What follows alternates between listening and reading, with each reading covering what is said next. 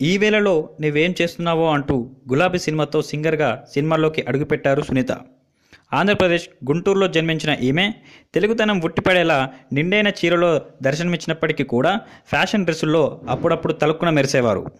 అందమైన ప్లేబ్యాక్ సింగర్గా, యాంకర్గా and dubbing ఆర్టిస్ట్గా తనకు తానే సాటి అనిపించుకున్న సునీత గారు టీవీ సీరియల్ పాటలకి, సినిమా పాటలకి ఇలా ఎన్నో అవార్డ్స్ గెలుచుకున్నారు. అయితే అవార్డ్స్ లభించినా కూడా దేవుడిచ్చిన పిల్లలే ఆమెకు పెద్ద అవార్డ్స్ అని చెప్పుకుంటున్నారు.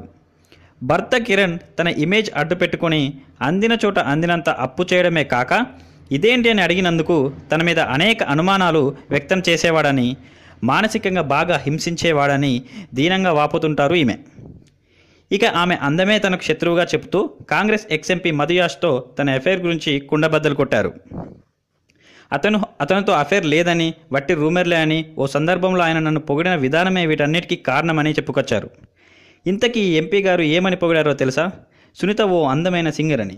అంతే. దీంతో అతని మాటల్లో రొమాంటిక్ టచ్ చూసి వీరిద్దరి మధ్య ఏదో ఉందని వార్తలు వచ్చాయి. అంతేకాకుండా మరో 3 మ్యూజిక్ డైరెక్టర్స్ కూడా అంటూ పేర్లు వెల్లడించకుండా కొన్ని వార్తలు వచ్చాయి. అయితే ఈ వార్తలన్నీ గాలి వార్తలేనని, ఇదంతా నేను చనువుగా ఉండడం వల్లే ఇలాంటి వార్తలు వస్తున్నాయని చెప్పారు.